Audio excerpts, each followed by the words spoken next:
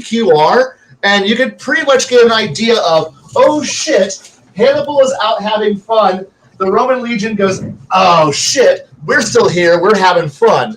And so yeah, when you're thinking about how you're just going to recruit an army, I'm sitting here with players going, oh, but we're like 5 adventurers, and we can murder an entire 100-man group. And if I don't care about what I'm arming my troops with, next month I can have that entire thing replaced.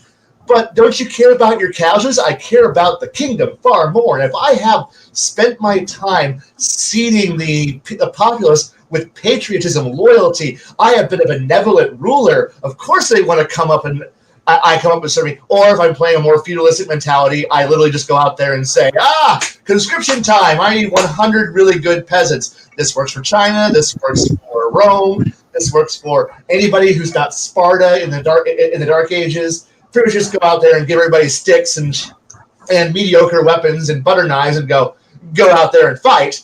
And people are like, and you're like, your little ragtag bandit horde of like 25 we're just mean barbarians on horseback, and we got swords of we got some Conan music playing in the background, and suddenly you look over the horizon and oh fuck, how many people are on the hill?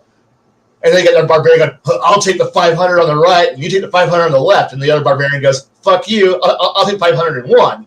And then you flash forward to those 2 barbarians on the ground getting their dicks kicked in by all the peasants. And that's how Kingmaker works. When you start figuring out how bad Kingmaker really is, when you really understand the rules. I want to play Kingmaker again, but with him this time. Not as the DM, just the party. And I would like to welcome everybody in the chat and all of our friends to episode 42 of Tablebreakers. My name is Bruce. You can see the figurines here. Anyway, we started a little bit late, and I apologize, but Blaine got on a really good tangent talking about recruitment and harvest time and getting your marshaled troops to war. So screw it. Let's just turn on the camera. Keep going. And I think that's really important to have in a campaign. And one thing I don't think the players have shared with you yet for that campaign, Chimerian, is that there are 3 players that have the leadership feat. Oh dear God! I should be able to say, look, I should be able to go to as your guys's, proxy viceroy and go, look, do any of you have 3? I just need 3 level 3 characters to use as drill sergeants to be in charge of Alpha, Baker, and Charlie Company of the training formation, so that way I can train your guy. Your guys can be trained. If you give me 9, I can start that rolling recruitment system that never ends, and that there's always those poor bastards who are coming out the bus who are watching the guys who are getting beaten shit further, and then the guys who are going to beat the shit out of them when lights go out. Going, this is the engine we're going to run, and you're going to be part of it. And know that on month 4, the first graduates get to go off and become part of the regulars now. Congratulations. And at that point, it looks puny now. 200 well-trained level 2 fighters. What can you do? That's not that impressive. But then you wait a month. Now there's 400. Now there's 600. Now there's 800. Now there's 1,000. I have a full legion now. Not just cohorts, a legion. And if I can keep up on establishing enough farms to continue to support the legion as it grows, soon the party could have access to 2, 3 legions. They give me 3 years. I can put a solid 3 legions onto the field, and you'll be able to just. And that's what people who are retiring. Oh no, I can put a full legion on the field and maintain a full legion while having people able to retire at the end of their paycheck, at the end of their service. But to know that in 3 years, there's 2 reserve legions of retired farmers who are just sitting here going, we're farmers, we're enjoying our life, we're crafters, and then some evil enemy on the horizon's like, ha, they've only got 1,000 soldiers in their entire kingdom. What are they going to do? At which point I just go, oh, it's time to actually reactivate the reserves. Snap your fingers, and then suddenly out of nowhere, 2 fully armed legions pop up out of nowhere. Like, where the fuck did they come from? And now it's like, so you brought your 1,000 badasses, and I have brought 3,000 badasses. Which one do you got? Like, which one do you want to fight now? And like, oh shit. And that's that's how you sustain a militant war economy going. And I can continue to do this. And now you're just adding in, well, militant expansion. Well, they've got their stuff is our stuff soon, and I need to be able to take their stuff because we want a bigger army. And so, and plus, thanks to the party having explored so much land, thank you so much land, that I can literally retire people at the rate of expansion, be able to do the Roman thing of literally every month retire 100 soldiers from 200 soldiers from active duty, and give them farmland on the horizon as far as the eye can see. Because when Bruce gave me the amount of freaking money, how much land you guys have claimed but done nothing with, and I looked at the map and went, oh shit, I could do so much with this. I could literally sustain an army that would like conquer a peninsula and establish a long reigning empire from just this small little cadre that I'm going there. You give me 10 years, I'll give you the Roman Republic. I'm not upset. I'm not upset at all. But I can do this entirely without the party having given me a single dime of money, because the party hasn't given me a dime yet to work with. So Hey. Yeah? We have to be in one place long enough to give you a dime that we earn. You can come visit us in your war wagon. I'm currently busy, building Rome. Currently, saving the kingdom. Yeah.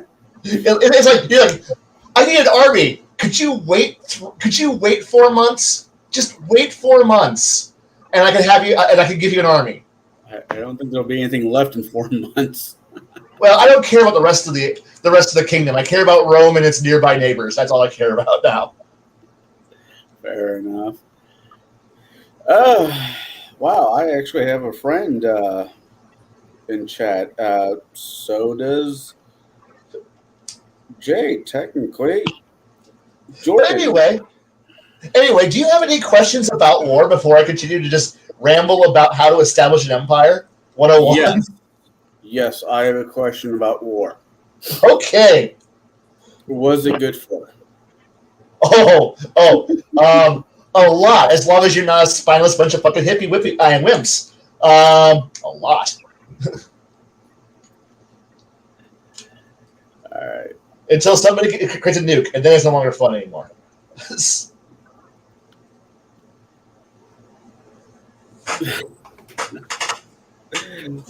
this week we're talking about war, and just we turned on the camera because Blaine was explaining, or Kai's explaining things, and I think this is something that people need to hear this, because when you're doing a war campaign for your tabletop games, having somebody at the table that will be your General MacArthur, not running off to Australia, mind you, in the face of danger, but who can actually plan ahead and anticipate and properly counterattack. And eventually MacArthur did get some... I am not MacArthur. I am General Marshall. Thank you very fucking much. There we go. This is who I emulate here. General Marshall. MacArthur's crap. I don't want MacArthur. I'm not a big MacArthur guy, but MacArthur's... People might recognize MacArthur. People don't recognize General Marshall. True.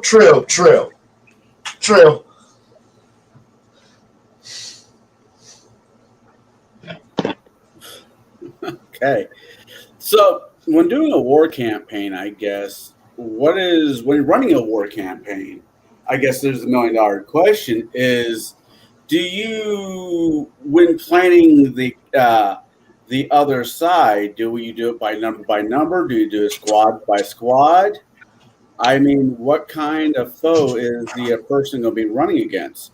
Is it going to be a mixture of hobgoblins, Uruk-hai, and a few cave giants? Because, I mean, I hate using Lord of the Ring as an example, but if you look at the last big battle during Lord of the Rings, there was a mixture of damn near everything on the field.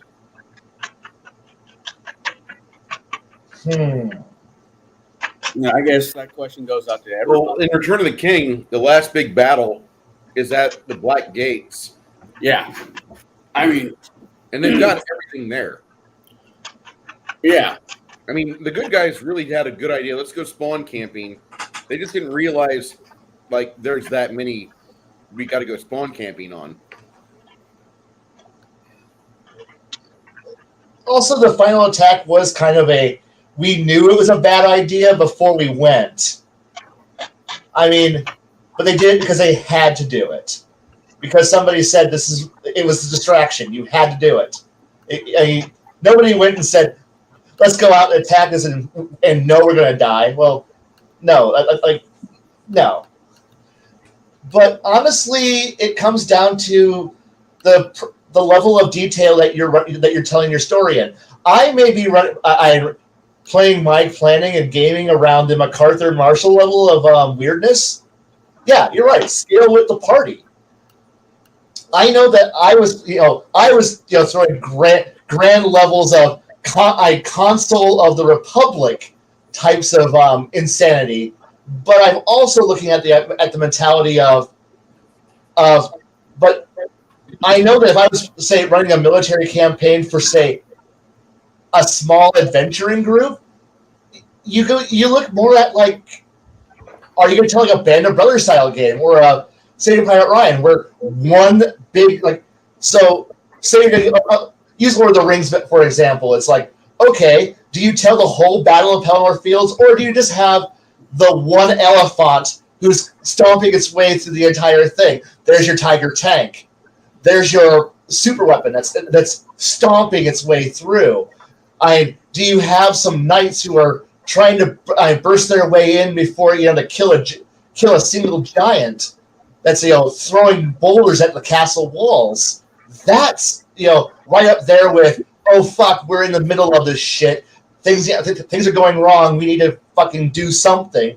And you gotta. Sure, the rest of the battle's happening around you, and you can even have the rest of the battle have a grander scale. But the adventure part is, it might end up being one player who's one player's in the back of a chariot firing bows, while another player is trying their best to keep the archer alive. Another player is just trying to keep the whole chariot alive while they're just rampaging around a battlefield while they're trying to fend off lizard archers who are trying to kill them. That could be a pivotal moment. That could be an interesting thing. If you're, say, I'm running the Battle of Endor, and I'm not running the full Battle of fucking Endor. Fuck that shit. But if you got some guys in an X-wing and they're having some fun dogfighting, fucking run the chaos. Like, you don't need to run. I run the entire scale of that conflict. You just run one guy, one group who's having fun adventuring. But meanwhile, if you got a player who's like built their character around, I'm the admiral on the command ship. Yeah, okay, give him sure, the scale. Like, if you have, let's say I run the same battle, not say Endor, but say a major space naval battle, but I'm not running dogfighters, and the players have built themselves to be, here's the admiral, here's the flag captain, here's his chief of staff, here's his communications officer. You're running the party as the staff officers. The battle changes completely in scale, and now things are way more like just slow moving and grand scale. But this could all be happening in the same battle, same campaign, just different points of view. I can run both of those things, or you can have a ground combat. It's just, it all comes down to what level you're going to be playing at, what level you're going to be running.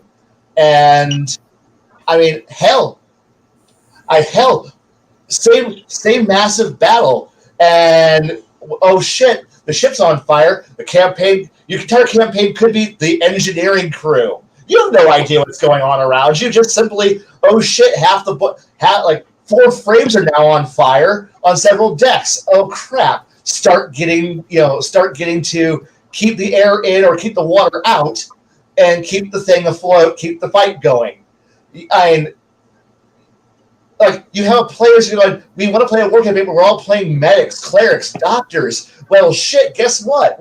Your healing magic, is not infinite. I hope to God you've watched a little bit of MASH, or you have an idea what damage control is. How can you stabilize people? How can you get people out of problems? You can have so much fun with, and never actually be in command, never being in charge, just being grunts or being people who are part of it. And these are just fragments of, and these are the scary points. These are the really scary points before you get back to the boring mundanity, or just trying to reestablish mundanity after the action is over, and you get a few hours, days, weeks, months of rest, boring and nothing, and problems are happening. There's so much you can do, and yes, sure. Fantasy, sure, it's 1,000 orcs or a couple cave trolls in there, and a frost giant, and some bad scary wyvern things, right, with horrible knights on them. And yeah, but the thing is that, are they in your area? Dear God. Yeah, I mean, I do want to say real quick, I want to give a shout out to James L. He's a good viewer of ours, a good friend of many of us here in the panel, and he gives us $5 Australian, and the super sticker is the Shiba Inu. It looks like Shiba Inu getting tired, but at least he's not carrying around the horny bonk stick, and that's what I was happy about, because nobody in this panel deserves that quite yet. Yeah, we haven't started talking about Strippers Guild yet. Yeah, James, I hope you're feeling better. I'll bring this up whenever we start talking about this, the Super Strippers Guild. We'll bring up the super sticker. But all right, you have Helsinki talks about coexisting mini or mega games have coexisted in layers which you can integrate however you feel like. Yes. And you can have like all these different subsystems like what Pathfinder does. And Blaine's touching on this. He's touching on this right now. I say that because he's only going into like a 15-minute dissertation. He could, if we pull his cord in the afternoon, he could go for 3 or 4 hours by himself. And I don't really need him to do that, but I need him to be able to say enough to put you pointed in the right direction to get your answers you need. Anybody else? But before we pull James again, anybody else have anything to say about that? No, I agree. Everything that he's been saying for the last 18 minutes, I think it's right on board for type of war settings. I got kind of a few questions per se, but the level that he's bringing these answers out, I don't think my questions are appropriate. No. Go ahead, ask them. You got to start somewhere. I know that I may be running at like a 400 level, but you got to start somewhere. Not everyone runs at that level. The right. are important. Now, I know I asked a lot of the basic questions last week, and I appreciate for you guys' patience last week. And I have a feeling, this week might be a little bit of the same, and I apologize for that. But, since I don't really run war campaigns, maybe I should be the one asking questions because I'm the novice in this scenario. Now, when it comes to, I don't know if basic fantasy RPGs would be the right setting for wars. When they think of wars, I think, was that 40K or Bolt Action or Babylon 5 or Star Wars, Star Trek? And would that be more of a correct setting for these styles of campaign? You can make it work in any game. I've done it. Whether it be science fiction, fantasy. Kai and I were even talking about Boot Hill had a module called Range War that, Boot Hill's a Western role-playing game. And, war is sometimes often only thought of in huge, massive numbers. But, in a Boot Hill setting, it could be, 15 on 15, but everybody's spread out all over the place. There's these things called skirmishes where it's just a few guys against a few guys. And then if you survive, then you go up against the next, band of skirmishers.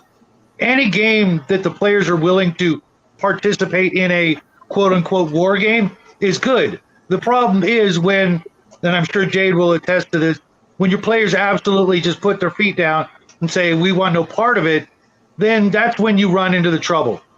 The trick, I think, is to get them to want it more than anything. When their fervor and their ire is up and they can't wait to get onto that battlefield. A lot of people, a lot of characters have no place on the front lines. My paladin is a great example. I'm itching to be on those front lines. If I go down on the front lines, so be it.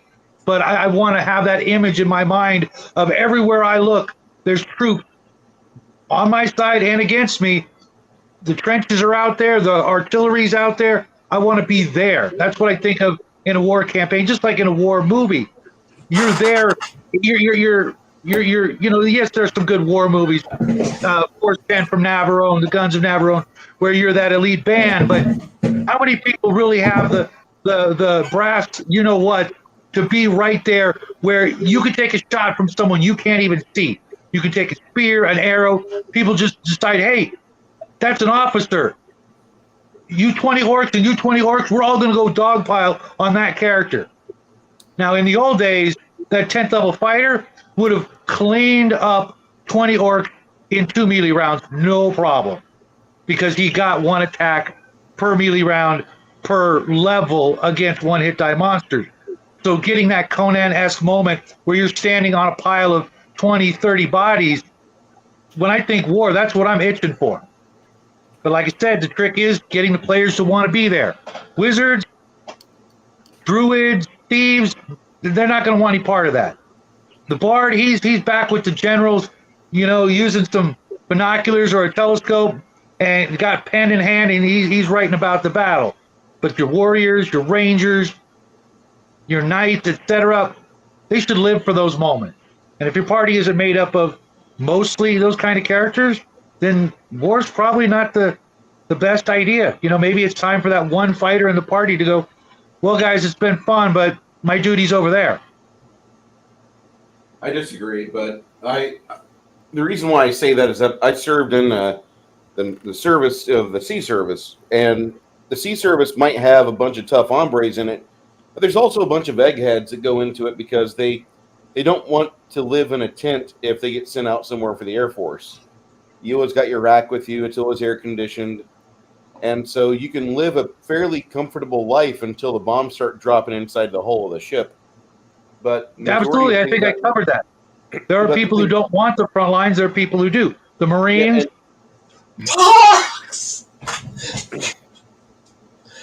So the thing is that you have guys that choose to be Navy grunts and go for the Marine Corps or the cult of the military.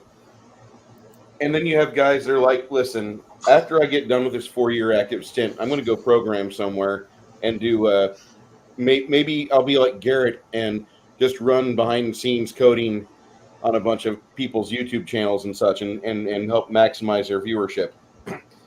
They do things like that. And I know Garrett was Army, but there's a lot more guys that are, as time is going on and warfare is getting more and more technical, we're getting away from swords and sandals in modern warfare. And we're getting to the point where literally you could be a fat guy with a laptop and you could be playing with a drone strafing troops 2 countries over. It's happening right now.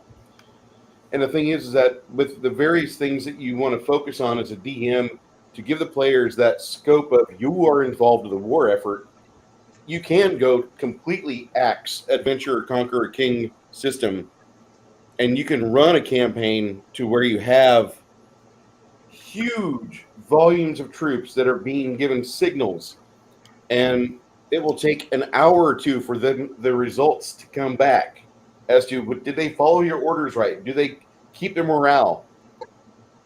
And you could run things like that. Hell, you could pull out old GMT games, Command and Colors, and run that on the side if you so choose, because that would be a perfect way to resolve things like that. If you guys are familiar with GMT games, Command and Colors is a fantastic board game.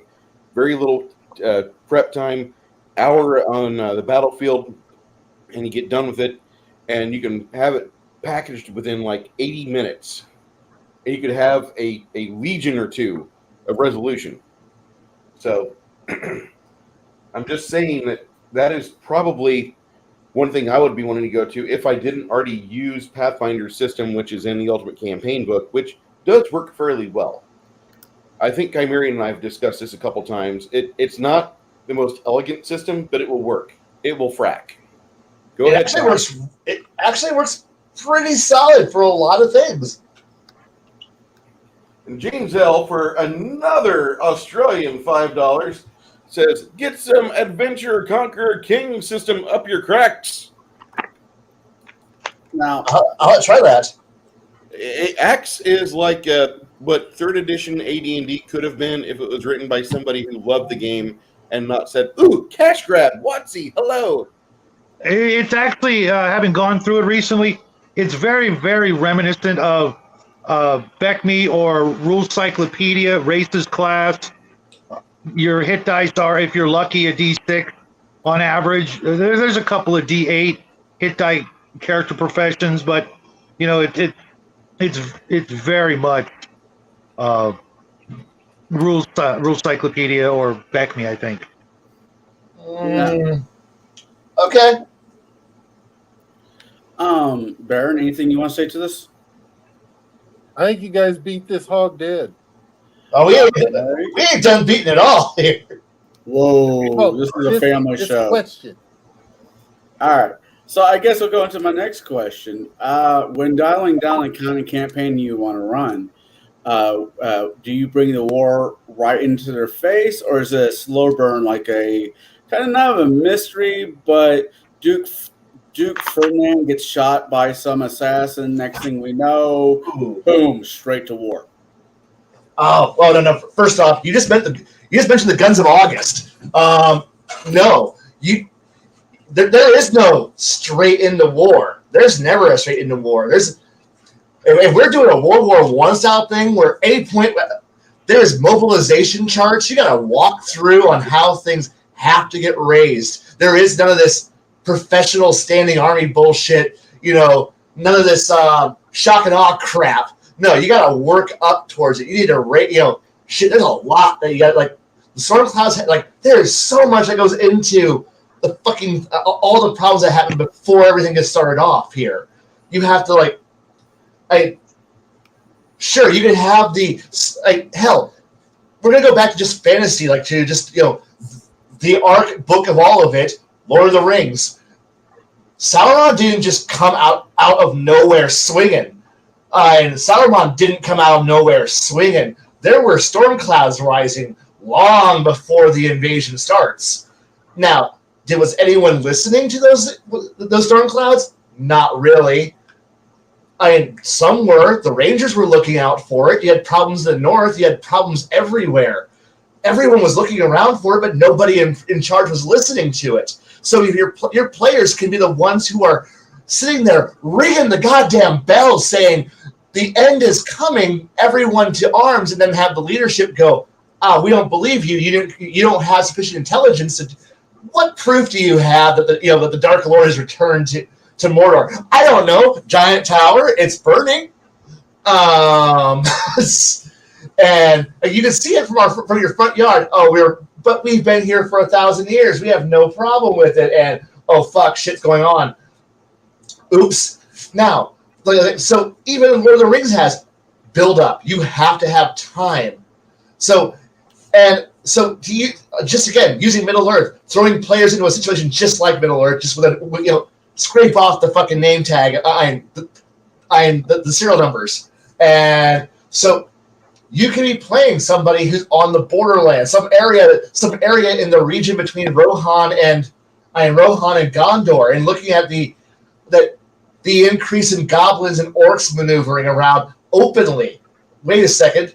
The militia can handle it. Yeah, we can take care of a problem. Our heroes can handle a few rogue random raiders and tribes, but maybe there's more to it. So you go out there and investigate it. Oh shit, there might be a few more scarier things out there that shouldn't be running around.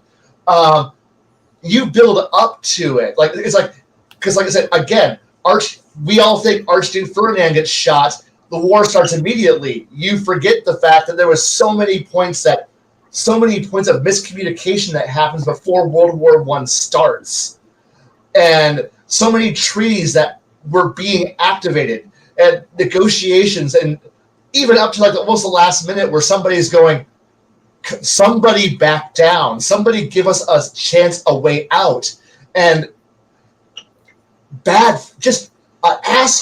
asshole fucking ambassador in Russia, a Kaiser on a boat who was not paying attention, and a bunch of British assholes who decided to work over a weekend rather than go on a vacation like they usually do, leads to millions dead. I mean, millions! A generation in the ground because of a prince, an asshole Russian ambassador, a Kaiser on a boat, the Belgians not wanting to cooperate, and some British who decided to listen to an angry guy talk on a weekend, leads to the greatest war, one of the greatest wars in history. Greatest as in largest kill count, worst. That would inspire Lord of the Rings. I mean, dear God. But if you're an asshole, now, if you want to run the idea that your players have no idea what's going on here, the world, they're just some peasants who are happily going, I'm an adventurer, I'm having fun, I'm not paying attention to the politics, and suddenly the war banners go up there, and they're like, oh shit, what's going on here? And then some guy rides into town saying, by order of the king, we are now initiating conscription in the draft. There will be one male from each family that must now meet up at the designated place at this time. And you people over there who are well equipped with your own shit, you're also drafted. Get over there and meet up with the rest of them on Wednesday. And closes up their summons, leaves. You can have your players have that kind of a nightmare situation happen. That's how you can ambush a players if your players aren't paying attention to the news. But if your players have any form of awareness, they might realize that. This requires you as a GM to understand that there are always a chain of events that can always be happening. And if your players bother to do any kind of lore, any kind of research, any kind of knowledge into it, if you have a bard in the party or somebody who can ask a goddamn question, you need to know why this is your fire point. This is the match. This is what lit the whole thing on fire. Why did it light it on fire? Why? You need to know this as a GM to make it feel better.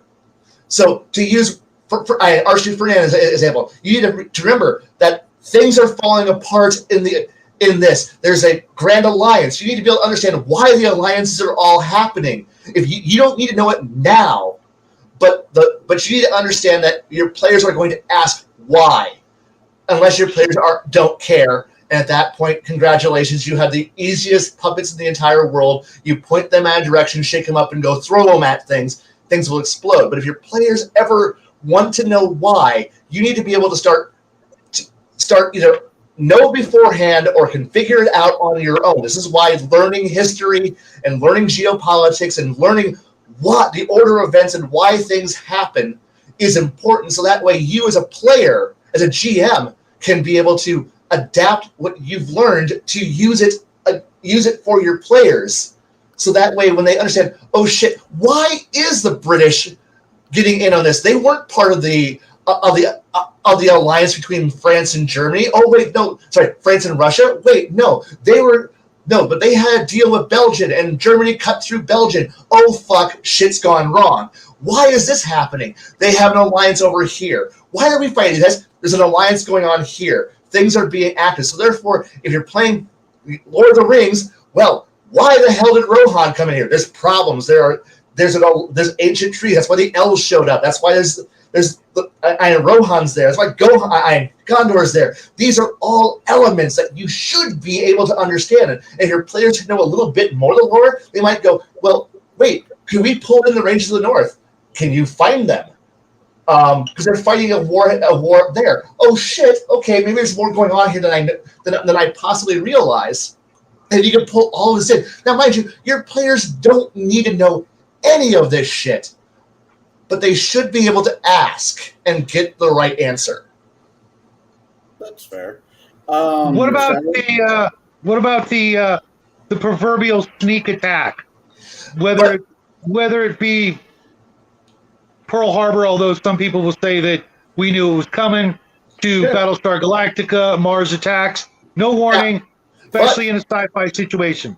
But, okay, now, we're going to use, I'll hit 2 of those 3 answers, because Mars attacks is just weird. And I will not use Mars attacks, I will use War of the Worlds. So, answer in 3 parts. Part 1. If you look at Pearl Harbor, you will have noticed that there was many points that the location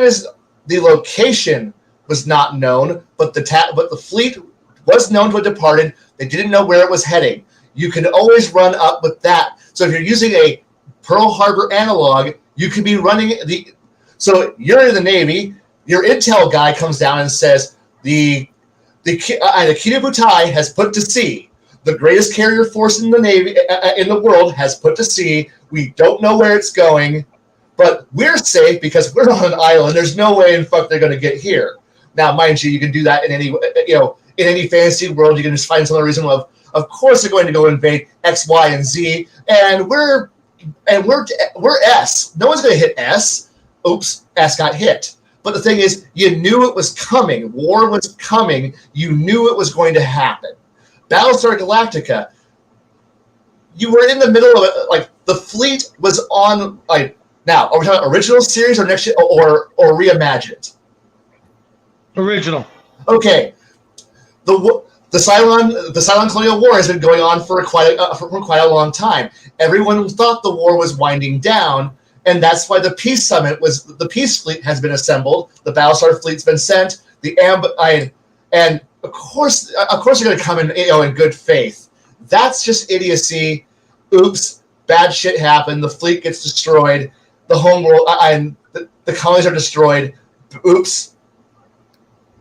We totally misjudged the scale of the Cylon threat. And I mean, really, that's honestly the Colonials' fault in the original series, was they just misjudged the size of the Cylon threat. And War of the Worlds, well, that one is a true sneak attack, but that's again, you're playing. But now we're looking at War of the Worlds from a military point of view. Look at the last voyage of Thunderchild. Best fucking part of that book is watching that steam ram make its while refugees are streaming out of London, and suddenly it's like here comes 3 war walkers getting ready to go smash refugee fleet, and this is Battlestar Galactica fucking 101 right here. Like, this is the original Battlestar Galactica right the fuck here. Is this one ram outnumbered, outgunned, and choosing to stand its fucking ground and charging into the war walkers, and it's like it's fighting. This is its last fight. You know it's its last fight, and it's going brave as fuck. As what you expect from the Royal Navy. It's going in there and it's beating the shit out of those walkers. This should be the point that players should be like, this is the fight that players should be wanting to do. There are civilians trying to escape. You are the only thing between them and destruction, and you go down swinging. And I mean, fucking going down. But like, because like reading through that section is like watching Thunderchild get fucking just fried by the heat beams, and then watching her boilers go up, and she's still shooting as she's sinking. This is what players should be aspiring to. This is the heroism of being that thin line between you and what makes you a hero and not a horrible conquering villain. And because we all like players are like, oh, I gotta be a warlord, but like, no, we're playing a role-playing game to be heroes. You want to go walking in there like Thunderchild. Go in there like this is like you're the one person who's standing between those who can and can't. You're the one who can fight so others can get away and not die because they can't. You're being the hero. That's how it's like. Oh, that's just how it should fucking be. That's how you do is. Like, by that point in War of the Worlds, though, the sneak attack has already happened, but you realize humans are fucked. And this is the personification of British industrial might on display. This is Victorian firepower, and it's being proven that it's worthless. And the fact is that sets up the fact that when the invaders die, it's not due to our prowess or our industrial might. It's because of the of the flu that saves humanity. I mean, that was the point of that battle. It was a good point. But yes. Oh, but anyway. Well, there's many other sneak attacks in especially sci-fi where Earth is completely unaware, or relatively unaware. They've got minutes, hours, 24 hours to, react, protect, Independence Day, etc. We seem to just be focusing on fantasy, and of course the same thing can be true for fantasy campaigns. You could have your Dark Lord that out of nowhere suddenly the undead is right there in your face. And, it doesn't have to be undead, but that's the easiest. It could be magically hidden orcs or goblins or what have you. I don't always the player characters are rarely, especially if they're first level and just starting out, they're in no position to be getting this sort of intel to explain why they're in war. It's just suddenly out of nowhere, you're in war. Oh yeah, as opposed to building up. Yeah, I can see that. I know what I prefer, yes, okay, yeah, I completely can see that point. Yes, good. Anyway, I'm going to lean this question more towards Jade.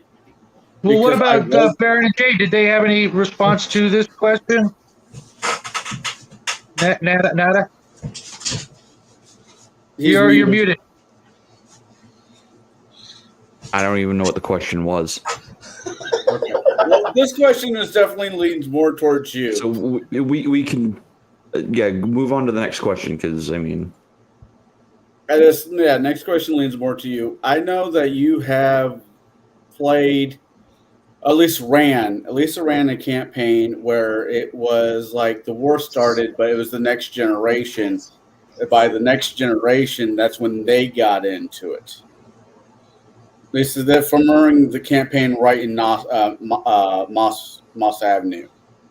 Yeah, now, so I've run 4-5 different games that were based on war, or a war that was happening. Right. And I realize these are all homebrew campaigns, which, I think yours are absolutely brilliant. But anyways, what my question is it easier to have the war already going on with the next generation dealing with it, or starting a war with the first generation? Okay, I'm gonna go for it. I was gonna say, I'm gonna preface what I'm about to say with every game that I have run that has had a war at its central theme has utterly and equivocally failed. The games fell apart. And part of that was the players wanted absolutely zero part in it. Zero. No interest at all. They would rather have watched the world burn than take part in saving it. So, now to answer your question, yeah, I find it's easier if the war is already going on somewhere in the background to get players motivated, or some players, not all, motivated in that direction. Because if they hear the rumblings of war at the very, very beginnings of the game, like levels 1 through 3, they know it's happening. It's kind of there in the background. It's always present. So they know eventually, I'm not mincing words. I'm not, hiding the fact that they are not going to get involved. No, they're going to get involved. It's there, prevalent from the very first beginnings of the game. So I'm not like bashing them over the head with it constantly. I'm not going to sneak up and go, oh, by the way, now you're in war. Time to deal with it. No, right. It's always there at the back of their mind. It's spoken of in whispers in pubs, like, hey, did you hear? Yeah, I heard that the farm fields, 20 miles to the west got burned and salted. Is the front lines really moving that close? So, I mean, I'm constantly like seeding in those ideas that the war is coming to their area. Now, again, most of my players want absolutely fuck all to do with war. They will literally let entire nations burn to the absolute ground instead of getting involved. They have no care whatsoever because the only thing they care about is what makes them money. That is the players I have had in my area. I've had maybe 4 over the course of 5 games who actually gave one shit about what was happening in the world at large. Now, I don't know if that's a, me only problem, like if I'm the only GM that's happened to, or if it's a larger systemic problem with maybe 3.5, because that's the system I was running, 3.5 in Pathfinder, that they only cared about loot and literally nothing else. Or what was the other thing they cared about? Oh, yes, whores. No, that's not necessarily directed at just you, Connell. That's directed at several players over the years. But like I said, I have had absolutely no successful game that has had war at its central theme. And as far as mercenary work, typically, yeah, they do start off as mercenary. Trooper 1985 there says mercenary work, ? Yeah, that's how it starts for some of them. They start as a part of mercenary company. Or they'll start, as maybe members of a local militia or a local town guard who get completely overrun. Or maybe they're from the main capital of the main city that's at the heart of all this. And they're, it's like, hey, guess what? You're called up to action. We need defenders on the front line. But like I said, I never surprised them with the concept. Like they know from the onset. Because I normally have the war starting up in the background at some point. It's always there. All right. I hear you say that, and then I think back to Grave Pearl, Book 3 of the Dresden Files, which kicks off the entire vampire versus human or the magician conflict that goes on for about 17 books, and it's still kind of talked about.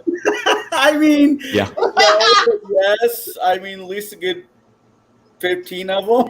Yeah. And 40 books later. Yeah.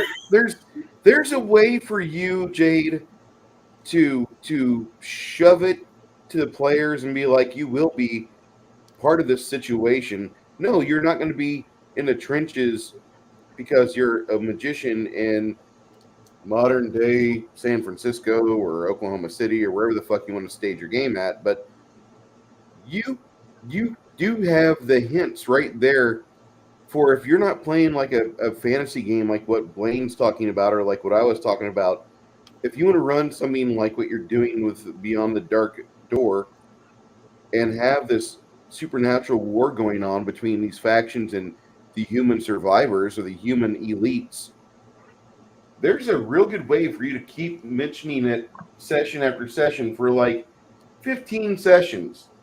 And then you hit one of the players below the bread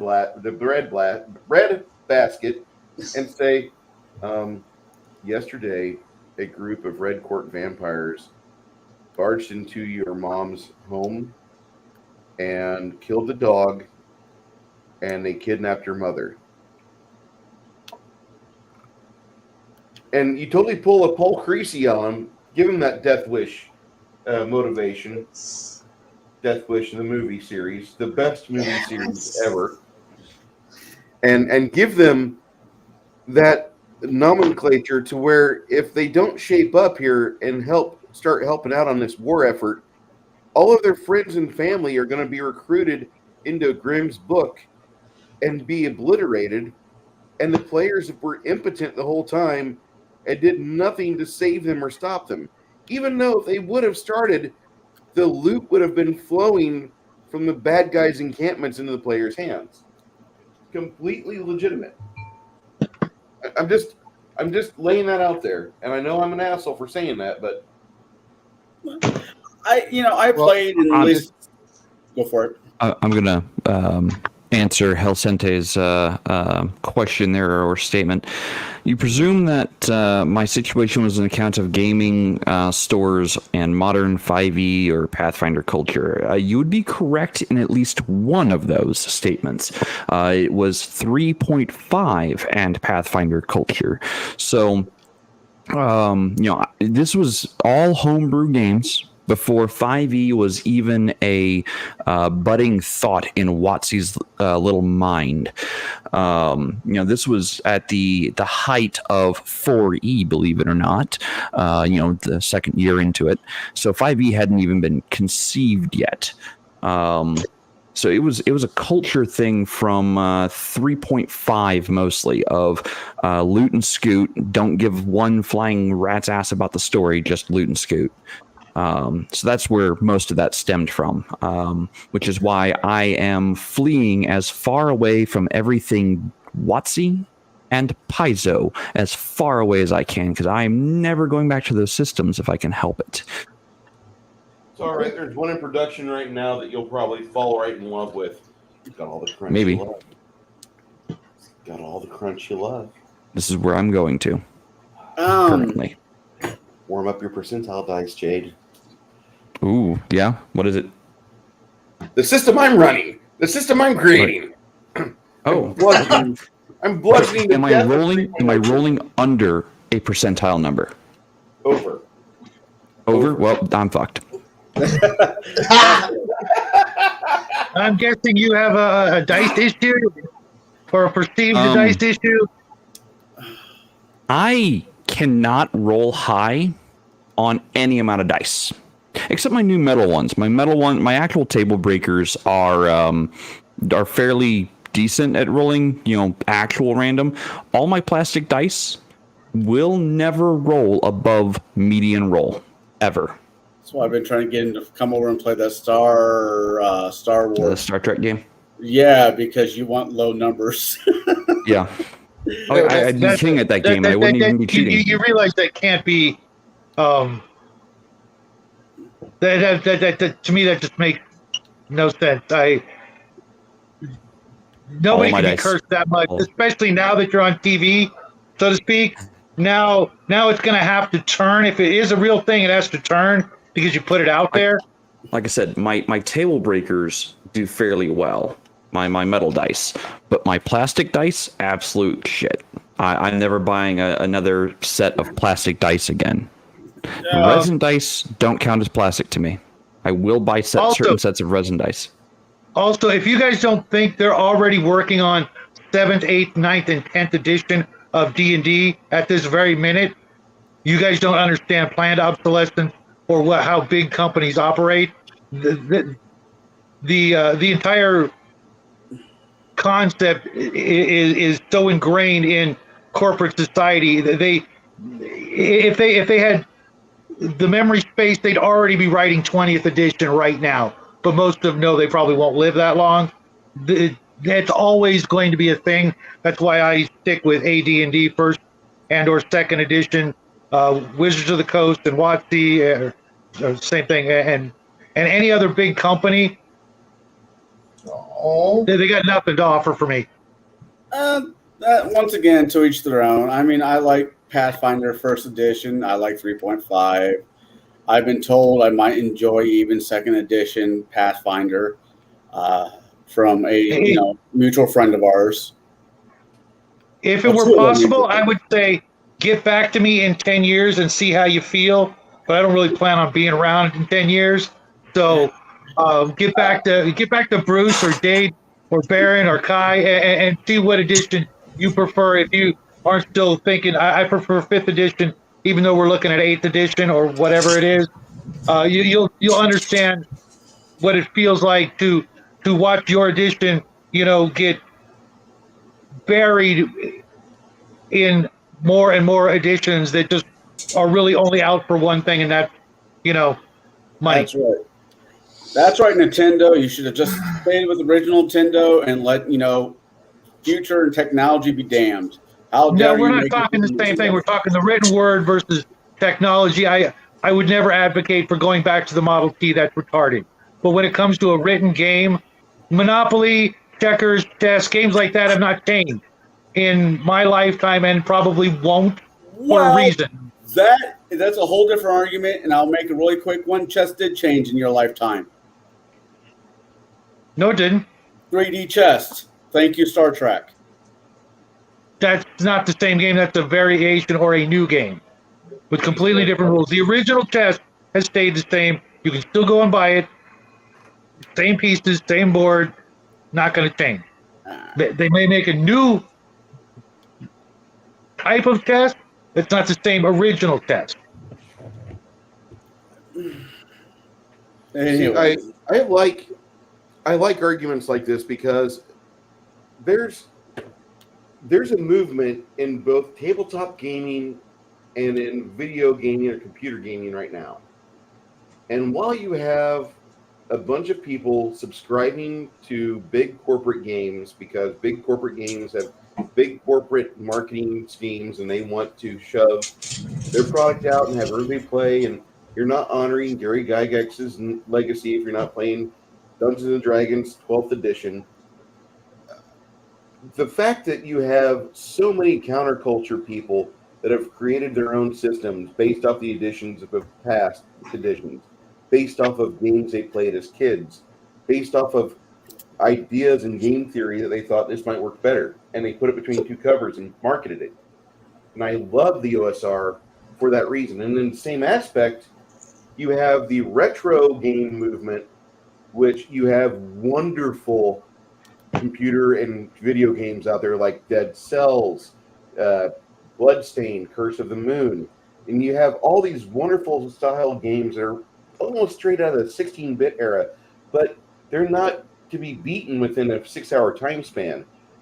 They are games with DLCs, and you can log 40 hours on them, 50 hours on them, and they're fucking platformers before you see the ending screen. And not just the ending screen, just one of them, like one of 17 or 20 endings. Because you suck, you have to really get good and get good scrub and learn the intricacies of the game to see the best ending possible. If you don't want to do that, you just go to YouTube and watch a Let's Play. But there are so many people that prefer the old style of entertainment, and so they're going to go back to second edition AD&D. They're going to go back to what TSR printed. They're going to go find Gary Gygax's legendary journeys and see where was he at whenever he left TSR. And so you have the same mindset in people that like video games. They're like, I really love Castlevania 3. I want to play a game like Castlevania 3.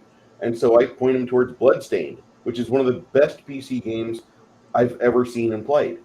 I prefer Dead Cells myself, but that's just a matter of taste. It's a roguelike platformer versus Bloodstained, which is very set level design, which I can appreciate both camps. Both of them will provide you with hours of entertainment.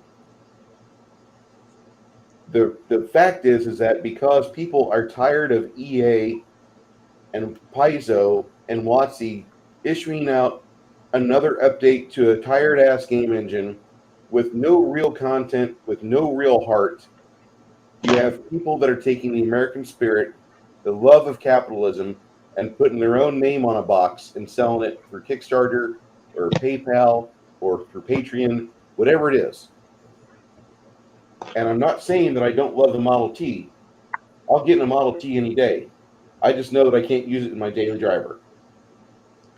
I personally, for stepping back, I wouldn't mind a 1979 Barracuda, 1965, 65 or 66, 64. What was Trigger? I know it's in the 60s. 65? Yeah. I mean, but that's just not the world we live in, and we 66, only... 67 convertible Mustang all day long.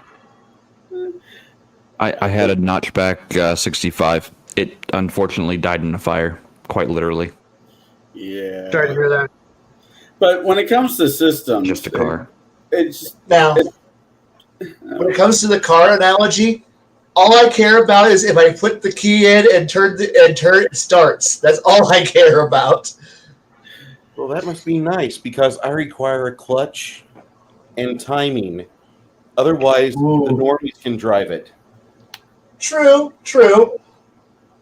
But I'm also the same person who will go pop the hood, start tearing parts out and modifying the fuck out, and go, "What's it? It's a Frankenstein car now. Good luck. Bye." Back to war about back to the topic at hand. Does anybody have any follow-up answers to the question I asked Jade? If it is better to set the party, at least next generation, into the war compared to being the first generation? All right, Shadow. Actually, I never even touched on that. Yeah, I actually prefer to make it first generation. I think with giving the option for it to be like second generation or third generation, you allow for the players to be complacent and go, well, that's just the way things are. We don't care. We're going to move on.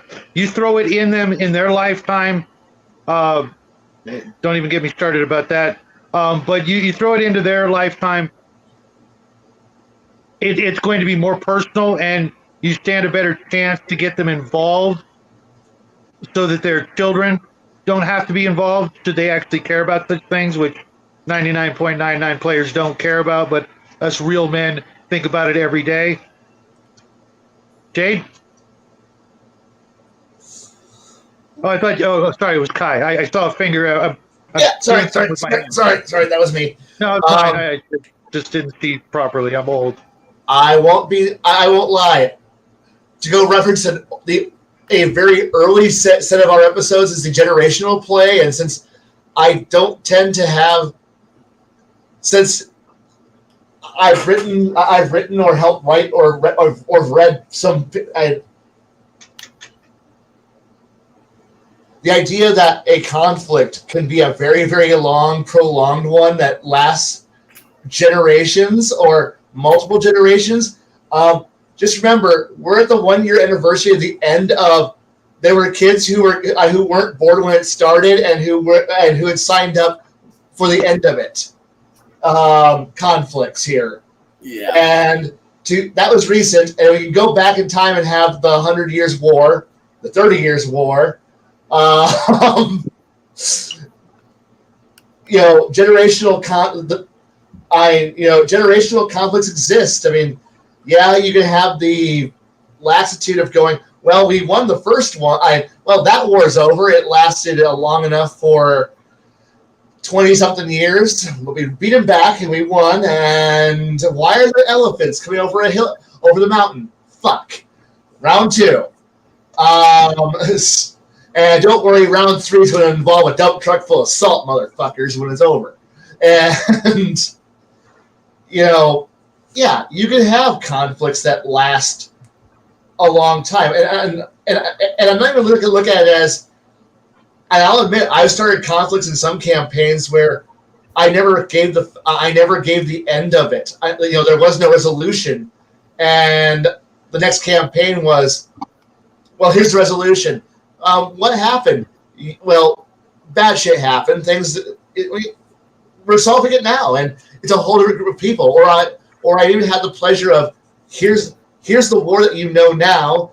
So, and player in group 2 is on an alternate theater doing something in the background while the main characters are having fun. Sorry, group A is off having whatever the fuck they're doing, and group B is, what the fuck is going on? Because the news reports from group A are reaching group B, and group B is like, we want nothing to do with the war. Meanwhile, A is off fighting the war, and B is going, we're going to be the guys in the background, war profiteering, working in the shadows in the side. And, well, when they eventually screwed up enough time and got the attention of Group A decided to, they're busy off somewhere, something like, dispatch the fucking police. Dispatch the military police, reestablish order in that sector. And here goes also Group B is all sitting here going, yeah, we're all pretty happy. And then, the Imperial garrison shows up and goes, we're here to kick your ass and beat your ass into the ground. And suddenly the nice little world they were all happy in gets stomped into the ground by people far more professional than them. But we're all really cool, sneaky rogues, and these are stormtroopers. How do you think you can stand toe-to-toe? Well, one-on-one, no, but there's always 12 of them.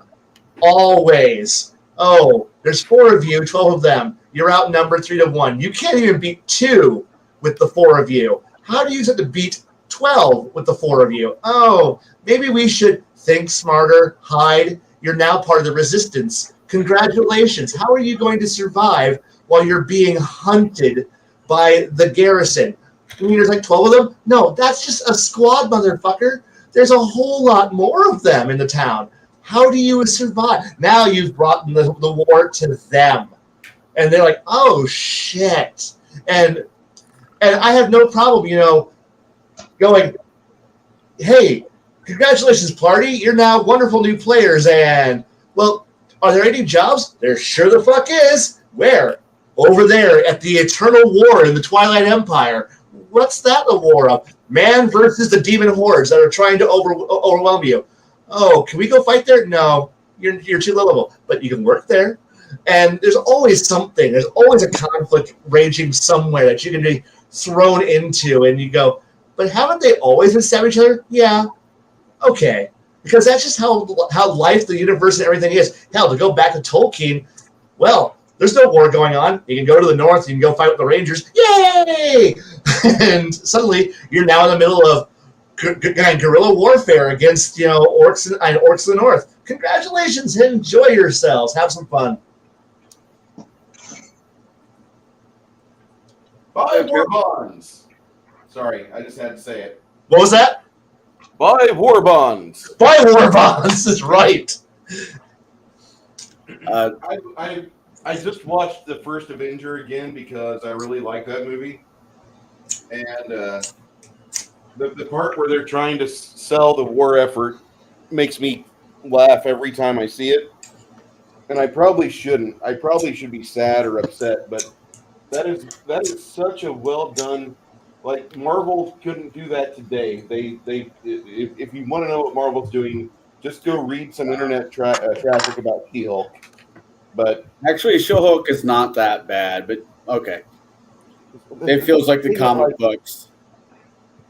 You're saying that like eating dog shit isn't really that bad. See, here's the rub. Here's the war. Here's the actual war. With everything, if you already pre-hate it, it doesn't matter if that person produces something that's worthwhile. You're naturally going to hate it because you already hate it to begin with. Actually, I'm going to hate it because it's not respectful of the previous comic books. Did you like that about the Marvel properties ever since like 2012 after the first Avengers? They started getting further and further away from what I liked, and they made a product that is infinitely renewable, but they forgot how to put that magic in after 2018, and everybody else found their way on my side of the fence. And I'm kind of sorry I have a side of the fence on this, but I really like Iron Man 1. Go ahead. It's just it's a movie. There is no. It's at the end of the day, we're arguing about fictional, and I use this word again, fictional people. Whereas I'm just going to hate it because it came out of Hollywood. I know none of you have been there recently. The place is a shithole. It literally, you have to avoid the shit. It's not just Frisco. You literally have to walk around the human shit on the star on the Walk of Fame. It is a garbage pit. Yeah. There's a lot of documented evidence of that. I'm not saying what's ever going in California is going on with California. I have nothing to say on the matter. I'm just going to say that I've been watching the 38-minute episodes, last 2 episodes of She-Hulk. They feel like the comic books. I used to read the comic books as a kid. I enjoy them. They're hitting all the right marks. But have you seen a Marvel movie you didn't like, Connell? Yes. Yes, I have. I've seen a few. Which one? In order, Captain Marvel. That's a good start. Guardians of the Galaxy 2, Iron Man 2, Iron Man 3, Thor, Dark World, all the Spider-Mans before the newest Spider-Man. So yeah, I have seen Marvel movies that I don't like. Well, I hated watching Iron Man 2 extra times, but they put out Doctor Strange and then they put out Black Panther. See, I like Doctor Strange and like Black Panther. I thought they were different. I thought it was a retelling of Iron Man 1. Yeah, I haven't seen a Marvel movie I liked since Iron Man 1. Back on topic. This is not Table Breakers. Back door. So with campaigns that are involved with wars, I really think it's important that you keep the scope relative to what the players are doing. Now, if the players are involved with staff, go ahead, give them the numbers. Go ahead, give them the dailies. Give them the information that they need in order to continue making decisions and continuing to push people around and large logistical numbers. And there are people out there that really enjoy that type of game. Chimerian is exactly that type of person. And there's nothing wrong with that. Some people find that to be not their style of game, and that's all right. I don't like 5th edition. I don't like 4th edition either. I really didn't like 3rd edition after Dragon Magic and the Complete Silences came out. But that's just me. I do like 3rd edition for a lot of things, and I'm planning on abusing that system and engine as much as I can the rest of my natural life. I think it's got everything I need, and I can sculpt it the way I need to. Now, for running a campaign with war in it, I'm going to ask Connell, what would you do? Say you've got players in your party like what Jade had, and they're really not into this war situation. Do you just table flip and be like, well, fuck this campaign? What do you do? What are you going to do? If I got players that are not involved in the campaign, I got to look at it from 3 points. Is it the story that they're not liking? Is it money? Where's money involved in this? Well, because you get paid to play in a lot of instances. I figured that was one of the 3. No. I mean, I can see where you say that, but no. The player's not digging the story. Am I not digging the story? Or is it just like watching the last season of MASH, where it's more preach and less action? So if I got a group of people that don't like the campaign, I won't flip the table. I'm like, look, where's the problem? Where's the hiccup? Can we fix this? Can we move on? or do I just scrap it and we go back to a module type play where everybody is safe and comfortable and don't have to think for themselves? That sounds like hell. I mean, that's what I did. So I threw my hands in the air and gave up. I haven't written anything for anyone for probably the better part of 8 years now. I think is incredibly sad because I love the campaign, the last one you ran. I look, fuck, I don't know You if were it was one everybody of the else was. four. What? You were one of the four. So, I mean, fuck them. I mean, one being my ex-wife, fuck her double.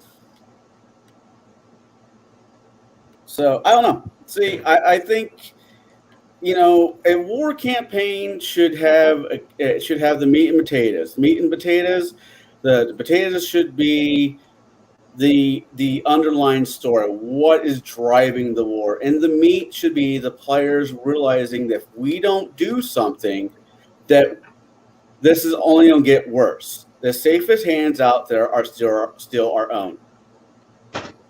And if a table doesn't understand that, there's nothing you can really do about it. Even if I'm working at the shop and the player's like, well, I'm not digging this campaign, I'll sit down and talk to him. I'll hash out one whole night to see, okay, where's the hiccup at? Because if it's a story worth telling, it should be told. I got preachy. Yeah, but not every group. As much as I like my military campaigns, and I really do, and I hate them at the same time, but I do realize that certain groups certain groups of players don't do well with them. And so you just got to be able to read the room. Yeah, that is absolutely true. I mean, I've had groups where I've had great plans and then shelved them because I realized I am running for the Beers, Whores, and Cash group, and went, okay, sure, I can run something cool. And at that point, you change gears, you change shit. Like if I'm so dedicated to, I have to run something, with armies and shit, I will move that to the background, and I will just go, hey, you guys want to play a game of Monuments Men? And have them go and play Indiana Jones. I play, people who are, they're a bunch of mercenaries. Yeah, they're out there for their own wealth. But you can have, there's always a fun little shit that you can do. Hell, that's where you can run your Black Sheep Squadrons, your McHale's Navies, your Kelly's Heroes adventures. Where you're having all this whole framework, but if your party wants to go fuck off and do something stupid, you can run your Apocalypse Now moment where we're blowing up a village. Why? Because we want to surf, motherfuckers. I mean, Charlie don't serve. Right. And so, you know what? Yeah. It's like, so rather than have the movie be about that point where the important things go on after the cavalry's dropped them off, well, focus on the cavalry. Have some fun. Do your Full Metal Jackets. Play these things where you're focusing now on the misfit groups, the people who they don't fit. They were just drawn into this thing. This is the era of conscription, where congratulations, you're in the draft, motherfucker. I don't want to be here. Nobody really wants to be here. This kind of sucks. And sure, you can have that one guy who goes, I had all the pictures in the world and I volunteered. What the fuck is wrong with you? As everybody else gives him that stink guy because we're all a bunch of fucking weirdos. And listen to a lot of the old timers, that's what you get to hear about is stupid shit that's happening. That, fuck it. Make it into the, trying to avoid it, trying to do whatever you can to get out of there. Hell, you can have your corporal clingers out there who are trying to, I just want to go home. Like, what can I do to get home? We all know you're not crazy. You're just trying really hard. I will keep trying until one of you goes, he's crazy and sends me home. And you can have the players who go, we have no interest in this entire thing, but we're here because, well, shit says we're here. Hell, you're doing Twilight 2000. Nobody wants to be there. Fuck. If your players are like, we're playing Twilight 2000, and do any of you want to be part of the military anymore? No, the nukes dropped. The nukes fell last year. We're all fucking stuck. We haven't been paid in 12 months. Why the fuck does anyone want to be here? And now it's just try to get home. Try to do whatever you can. Fucking survive. Well, you had some players like, I want to join back with the regulars. What the fuck is wrong with you? We're warlords or refugees. Fuck it. The moment my players go, we don't like. If I've already committed to, I'm doing the military, I'm doing a war campaign, and my players go, we don't really have interest in this. Fuck. All right, the wheels come off. Shit goes wrong. Things are going to get interesting. Fuck. What was the movie about the three goddamn soldiers three kings who were out there just trying to get fucking Saddam's treasure out of the fucking Iraq? Play with that kind of shit. It's like dude. Fuck this place. Let's go steal a tank. Let's go find something stupid. I don't want to go fucking AWOL. Let them fucking go. And fucking go A-team on this shit. Let them fucking go A-team. Let them go fucking become mercenaries. Let them go do something weird trying to like make ends meet. Just give them more to do. I could just say campaign over, you're not doing what I want, but you know what? I like to see. No, if you don't want, if my idea wasn't good enough, what's yours? Well, I'll still GM it, but go ahead, guys. Here's the wheel. Here's the keys. I'm still the motor. I'm still the one who's running the entire world. But you drive. You tell me where you want to go, and you guys have the fun. But we're still. Yes, you're still in the service. Congratulations. Or you're still rebels. Oh fuck! If my people don't want it, I don't want to be it. Yeah. Throw them into the resistance. Throw something in there. Let them go fucking change their names. Go become tramp freighter pilots. Crew members. Just go out there, escape, live. Yeah. And I'm going to go out of my way to remind you of, hey, all those people, all your friends you left behind? Yeah.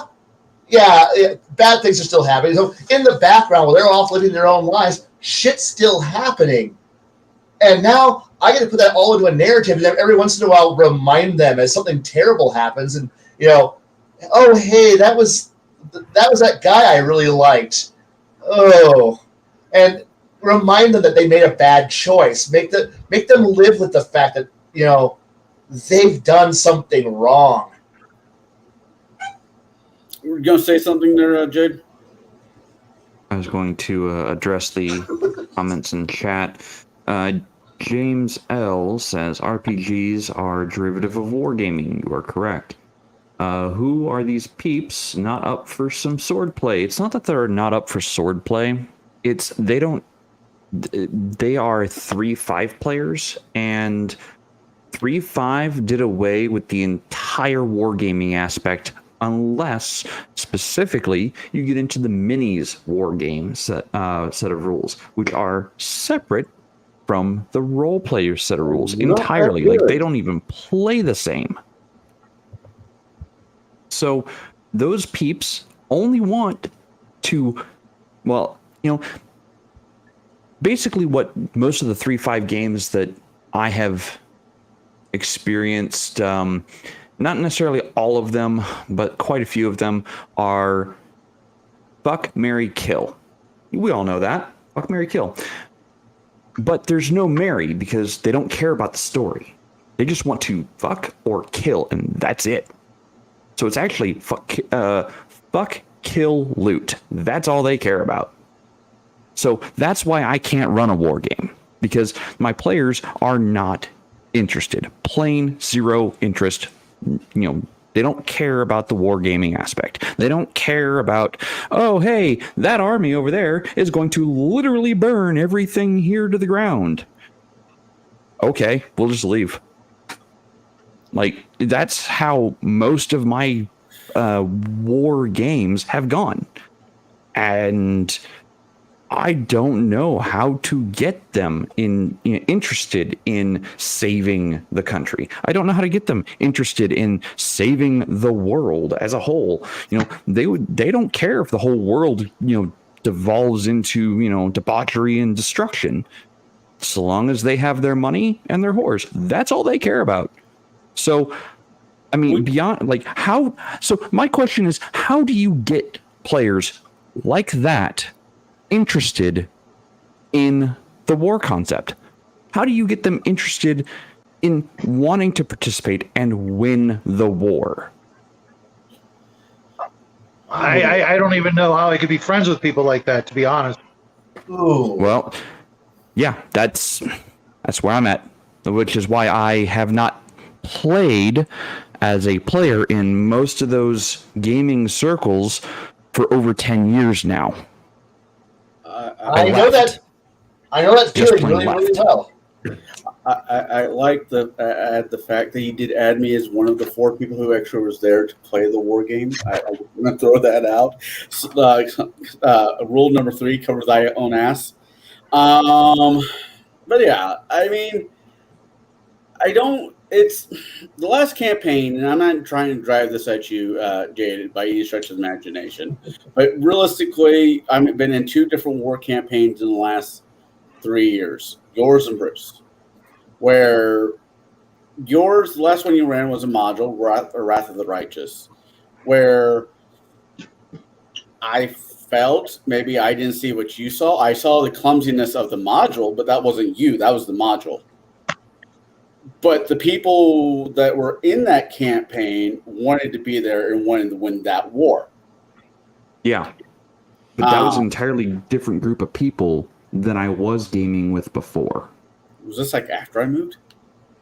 Yes. Okay. I see the problem here. I moved. No. The problem was I kept gaming with a group of people who weren't interested in story. They were just interested in Monster of the Week. And it took me too long to realize that. Gotcha. Well, Kingmaker has an interesting war concept to it. Wrath of the Righteous. If we're being as clumsy as that module was, I'd fucking rip out Mythic. That's just my opinion. I'd rip out Mythic and just run as is. Yes, I did. There's a lot of things I'd rip out. Not as much as others, but I did. I also have a way of humbling my characters. Is there? Homebrew aside, is there any decent modules from back ADD era? System agnostic, whatever.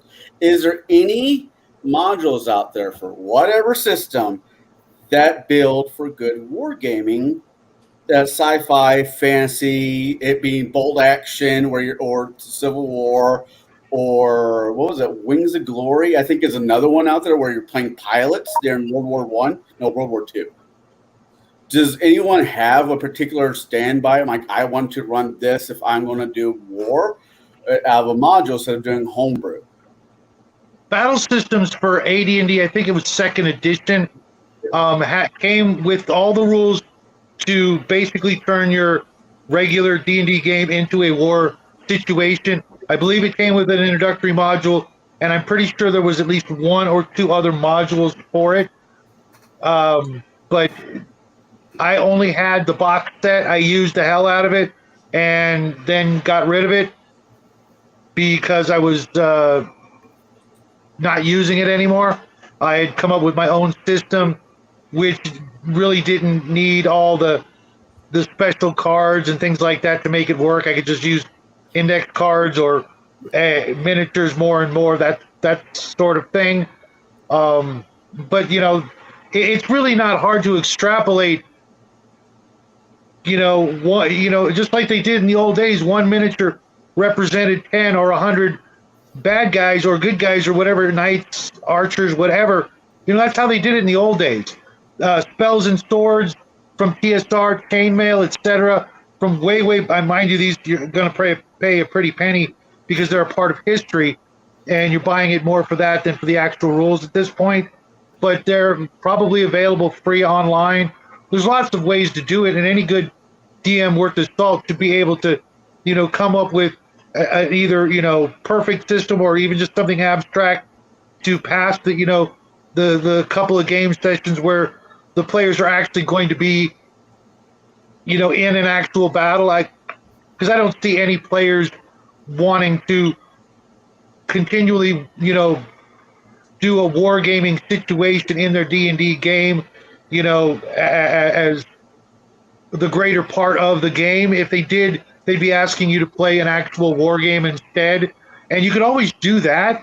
If you need to, interject a war situation into the campaign, you can go, okay, well, you guys don't want to be part of it, but you three do. So I'm going to let you two play this army against me in an actual war game. Winner takes all.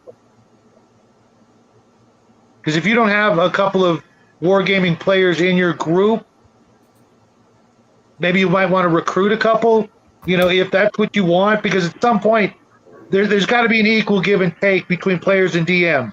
As DMs, we're not here to cater to their every whim, and they've got to realize that there has to be some fairness.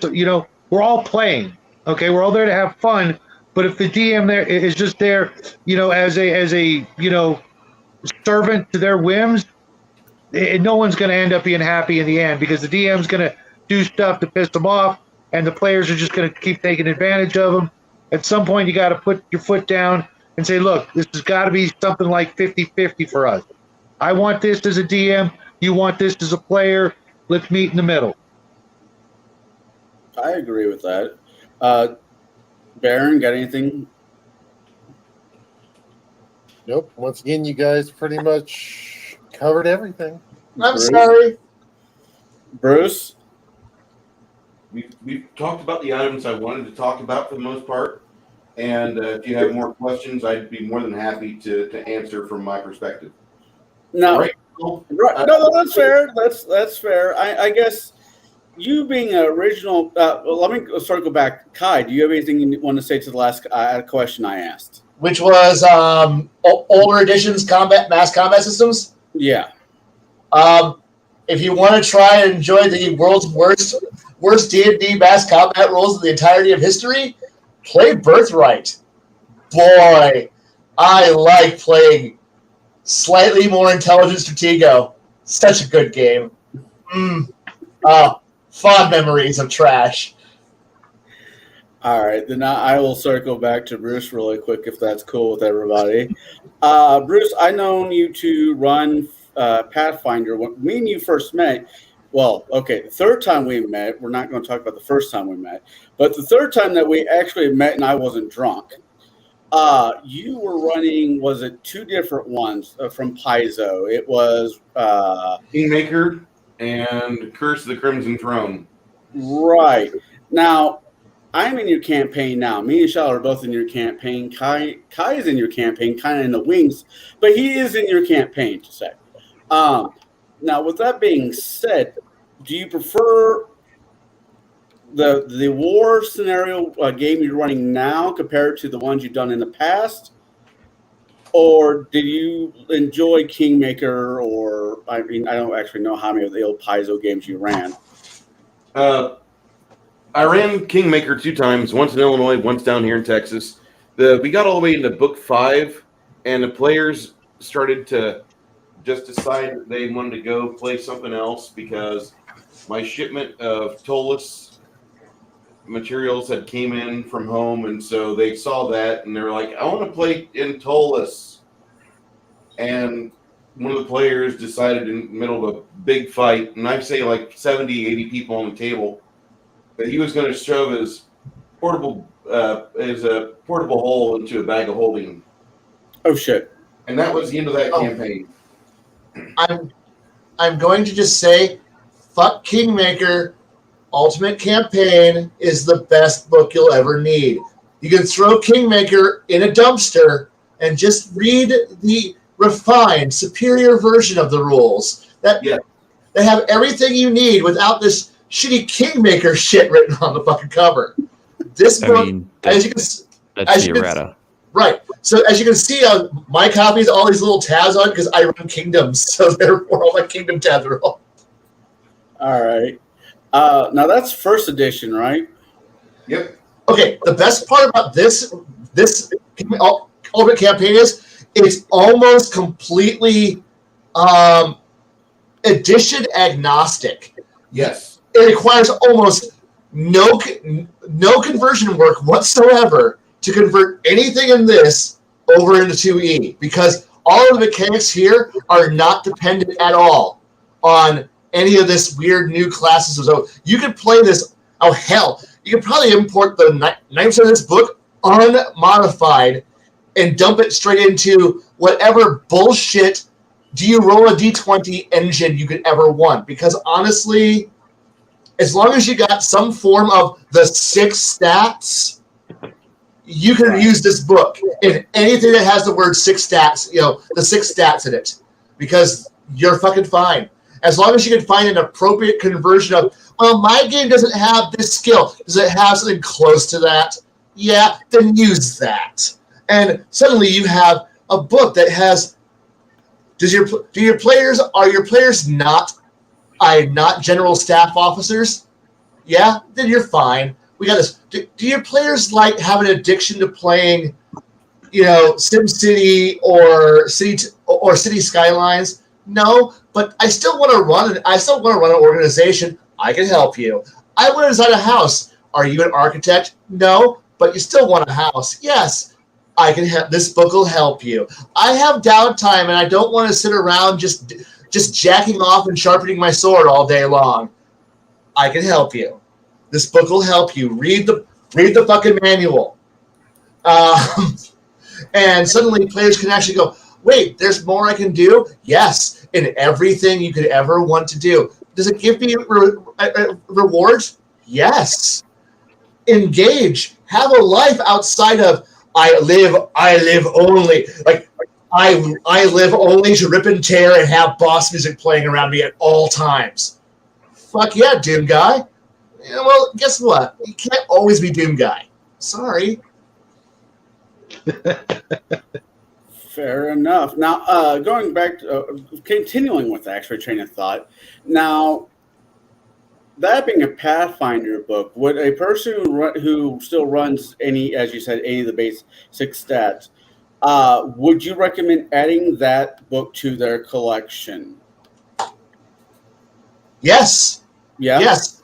In fact, if you know where to find me, I will just send you a copy of my digital version and go, read it, enjoy it, buy it for yourself if you want. If you don't want to spend money, I will give you a copy.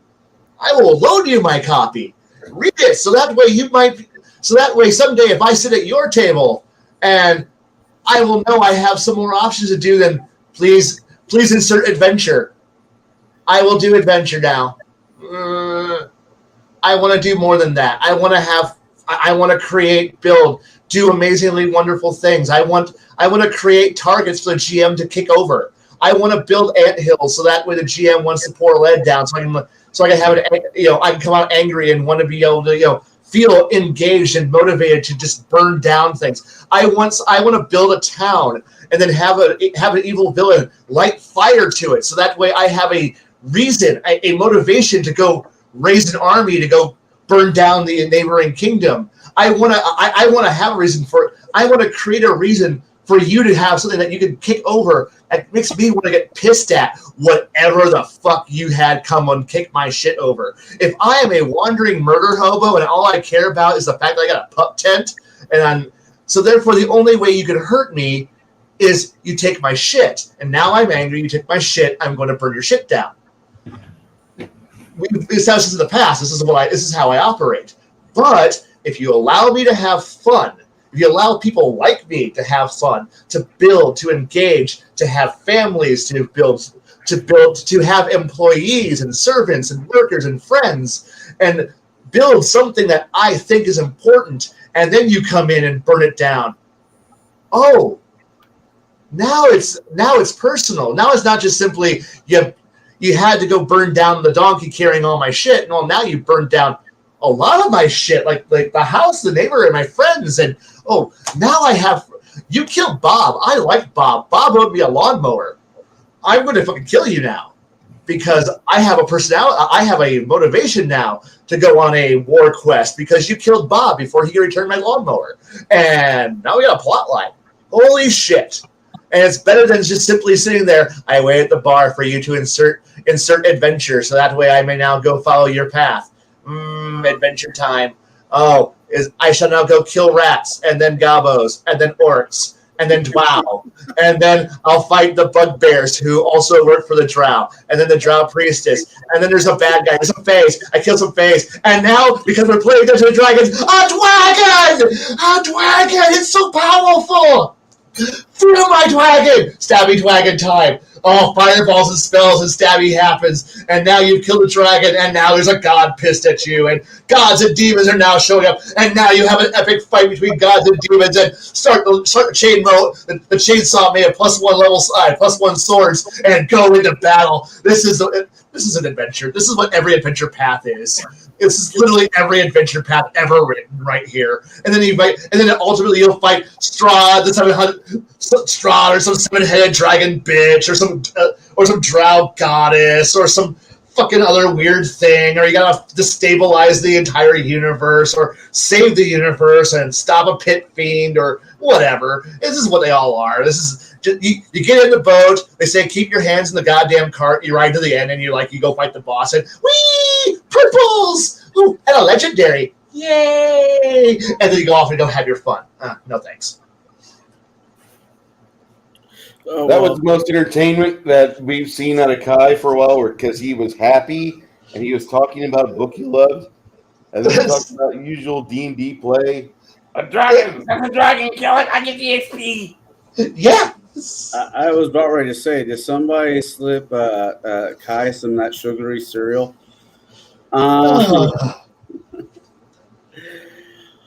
Well, I can't wait to get product to waste. 80. I actually got one last question.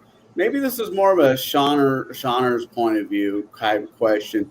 But when it comes to the last bit of RPing, right before the... Sorry, the comment in chat. I enjoyed myself once. Amazing. I've been reading chat. Do you like...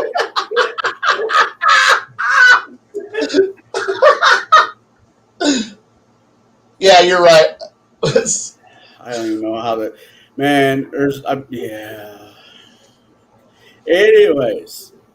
So, the last big battle, do you have your big bag show up, or do you kind of cower it like Lord of the Rings, where you send out your he sends out his mass army, and you hope the players can take it on? Of course. Oh, dear God. Yeah. You gotta have a big fucking last fight. I mean, well, the reason why I've asked is they have found some real dictators hiding in a hole. So I have to ask these questions. Yeah, but it's not the real world. We're trying to escape that nonsense. But the thing is that to circle back to an earlier comment I made at the start of this thing, where we're all supposed to be playing big damn heroes, unless the campaign is Saving Private Ryan shit, and at that point, whatever, the big damn hero is a Tiger Tank. But come on, if you're not ending a camp, if you're going to go into this going, I want to end the war. The players are all fucking badass. They have reached badass rank. They are 20 plus badass ranks. They are fucking ready to go. It's like, yeah, let's go do some shit. Fucking let them go flying in there and do some Wolfenstein levels of shit. Where you drop it, you drop in there, some airship, it's like it's fancy bullshit. Some airship flies into the magical bullshit that's being fired up at you, and you guys are fucking skydiving in there, and parachuting in, whatever. You're going out there to be fucking hey, we're going to go do some Captain America level, first Avenger level shit. You should be ending the campaign where, yeah, it is time to go fight Mecha Hitler. Fuck yeah. And have it all set up too. It's like, oh, you reached the hangar bay. The super has already flown off, but Mecha Hitler's waiting for you, and he's in his full oh shit.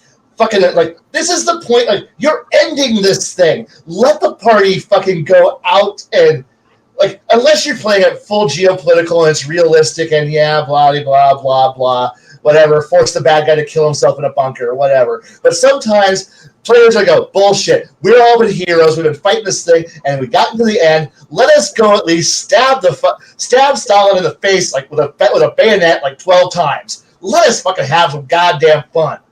Like That should be the crowning achievement in their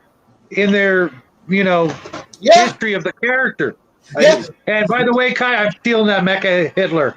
I don't know when or where, but I'm stealing that. Go ahead. I said That's go for fucking Wolfenstein. hysterical.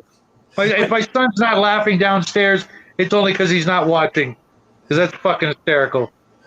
It's Wolfenstein 3D. That is 1992, like early 1990s evil villain from Wolfenstein 3D. End of the game, you fight through the castle and you fight Mecha Hitler. Fuck yeah! Why the fuck not? I mean,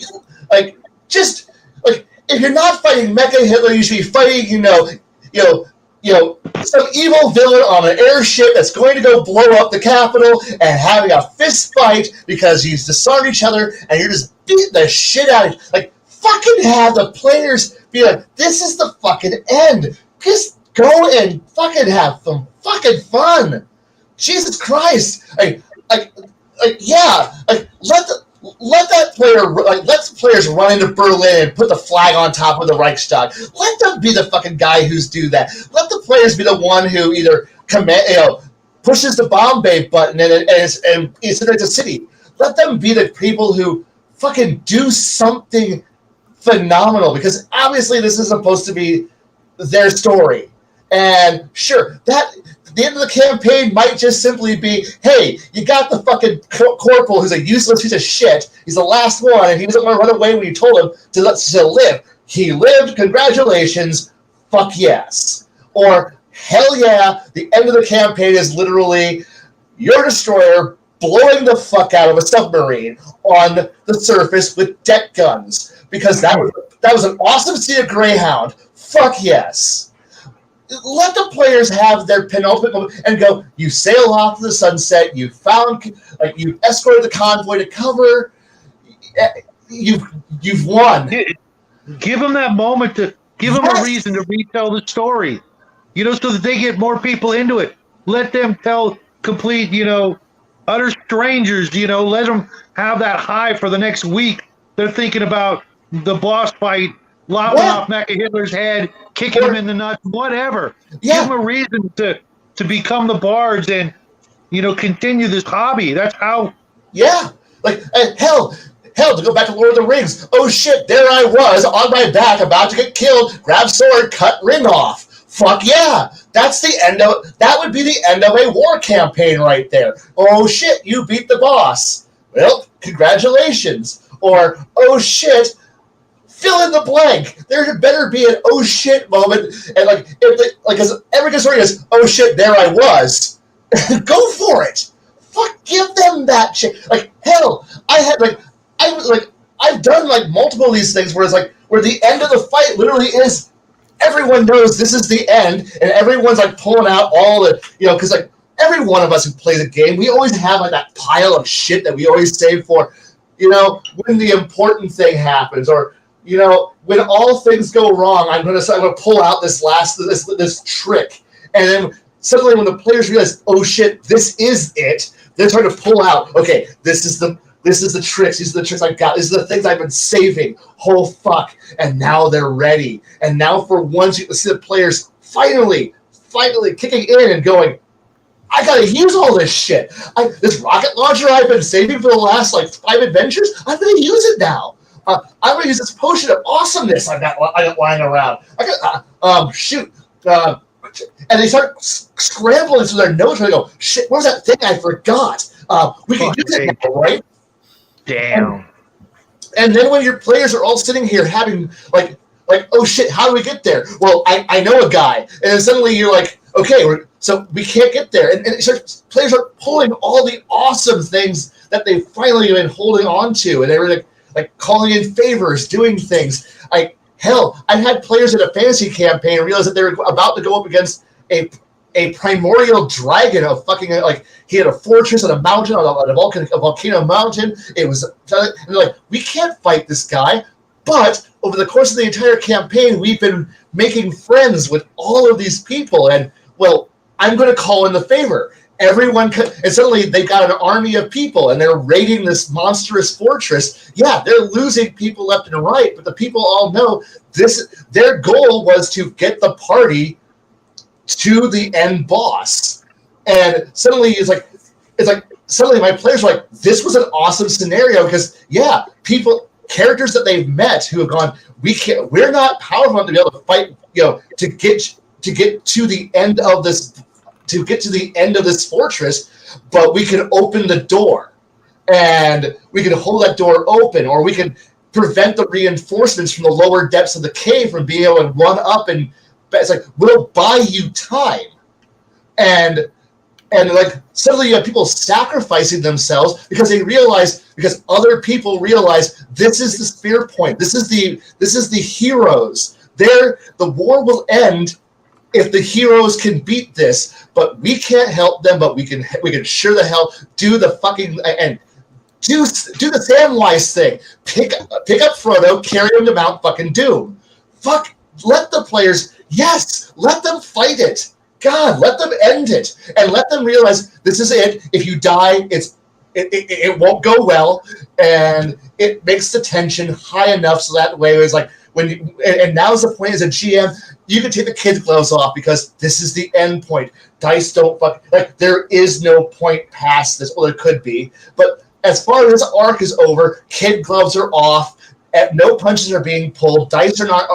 You're not fudging dice anymore. You're not hiding anything. It's just simply kill or be killed. Let the dice roll their way. This is one of the few points where I always say kill or be killed is the right answer. The dice roll where they fucking go, because this is the point where it should matter. And yes, let them. Let the bad guy just pull out tricks out the ass, because this is the point where they should just be awesome. Amen. Anything you want to add to that, Jade? Mr. Baron Bruce. I just want to say thank you again to James L. for the super chat and for the super sticker that we received tonight. That will keep the fires burning bright over here at the Department of Solitude and keep Tablebreakers a regular feature on Thursday nights. Well, I guess the last off question I have, and I'll throw this right in. If planning to do a war campaign with your people, it being fantasy, sci-fi, or being historic, what movie? One movie. What is your go-to? Can you repeat the question? If you're planning a war, if you're planning out a war campaign and you have only one movie available to watch, what movie would that be? One movie? To rule them all. One. It's a toss-up. I got between Bridge Over the River Kwai You stole mine, man. Damn it. or Saving Private Ryan, which has one of the best tank battles and tank conflicts in fucking cinema history. I still prefer it over Fury. Yeah. All right. So, Kai, you were giggling like a madman.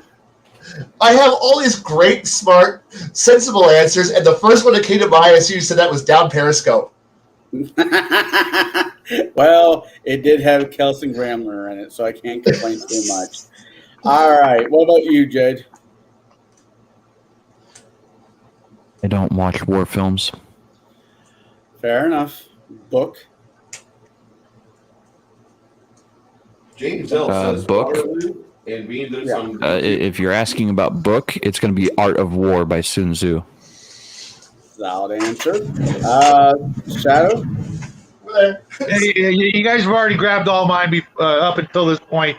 I was trying to think of a sci-fi one, but there really aren't any other than possibly the very beginning of Empire Strikes Back, the Hoth scene. When my son and I play Battlefront 1 or 2, it's Hoth right off the bat. Let's play Hoth. That's the closest I got. I would say Starship Troopers. Yeah, that's not a bad one, but every time I watch it, I just imagine the book more than the movie, what I want to see versus what I'm going to see. You know what I mean? If you've read the book, you know what I'm talking about. the mechs, the drop pods, that sort of thing. One dude dropped, miles and miles and miles away from anybody else, and he takes out thousands of bugs. That's what I want to see, but they didn't want to do that. All right.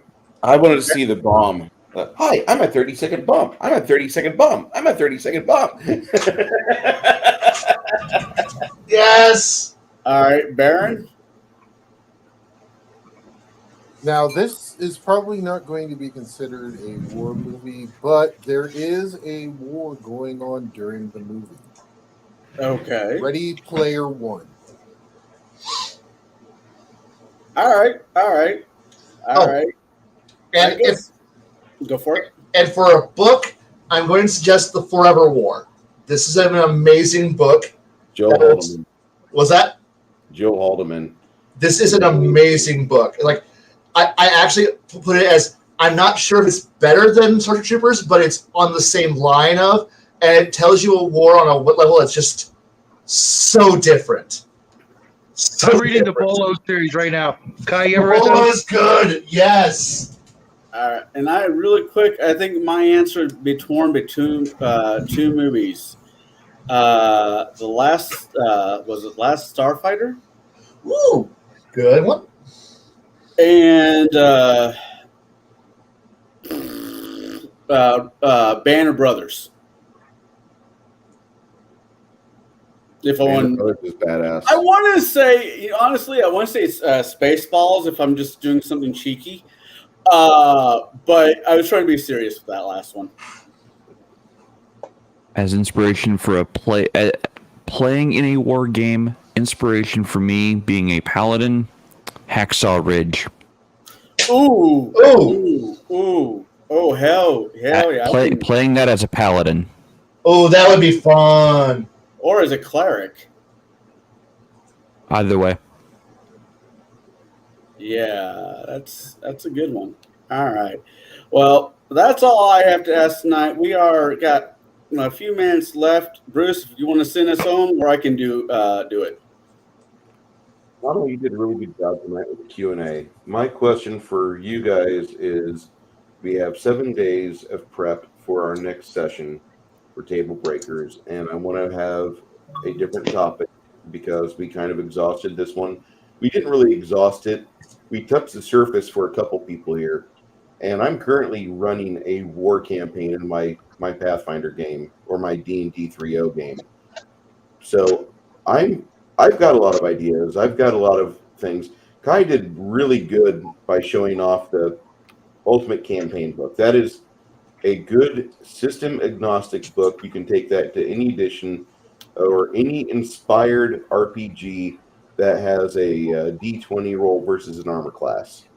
And I think that would be, if you guys are wanting to know more, the pfsrd.com website has a lot of information that's absolutely free. They don't give a shit. Go there, check it out, and maybe it's something that you could add to your own table. Yep. Anybody else have anything they'd like to say? I do. I've discussed this in our little Discord discussions, and tonight kind of really brought to light exactly what I was talking about. I'm going to be stepping back from Table Breakers for a while. I'll still be helping, doing stuff in the background and whatnot, but as an active participant on screen, that I'll be taking a step back for a while. Sure. So You gotta take care I of want to yourself. thank everybody for all the support and everything. Also, I've started kicking up my Twitch again, so I kind of want to focus on that a little bit also. And get back into my gaming. I was on there this past weekend I streamed like 10 hours between Saturday and Sunday, and it really struck the chord in me again. Kind of struck the fires again of actually playing computer games again. So I think I'm going to be focusing on that quite a bit. So I'll still be around. I'll just be more in the background, just listening in chat and stuff. But as an on air participant, I won't be as prevalent as I have been. Garrett, I'm just going to lay this out here. You're welcome. You've got a spot in the panel for Tablebreakers, one of the founding members, one of my friends, and I don't think anybody's going to disagree with me with what I say there. No, it's not going to be the same without you, man. You got to come back, man. You got to come back. The thing is that I tend to go with the old adage of one monkey doesn't stop the show. So that the thing is that we as Tablebreakers we are doing fairly well. I just think I'll be more of use in the back end as opposed to the front of the camera, for at least for now.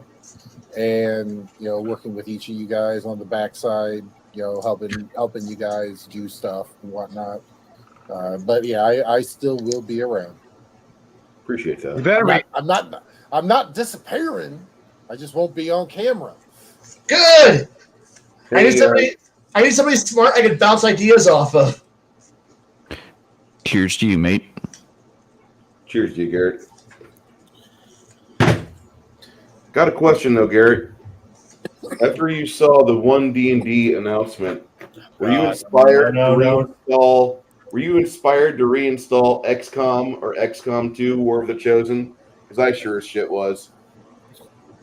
Pretty much and that's another reason I'm kind of taking a little bit of a step back, because unfortunately I really don't throw my opinion out there as much as some of the others do about WotC and everything else, because I try to keep everything kind of neutral. But my whole thing is that the state of the gaming hobby itself is starting to go down the shitter. I am brutally honest. You can ask anybody here on the panel that knows me in person. I will call a spade every fucking time. It's going down the shithole. Yes, you do have the creators out there in the USR who are trying to keep the fires lit for Gondor, but it's the whole thing of when will the juggernaut get knocked off of its throne so we can get back to actual gaming where politics are not part of it, where people are not bringing it has to be this way because this is the only way it can be, and you all have to do it. If you want to do that at your table, fine, cool, awesome, be different. I'm not telling anybody not to be different, but do it at your own table. Don't dictate to everyone else how you want them to run their game and how you want them to enjoy the hobby. And that's the biggest thing, is that I'm also getting just sick and tired of the bullshit of people who aren't paying my bills, aren't buying books for me, and are not underneath my desk right now giving me, amazing fellatio how to run my goddamn game.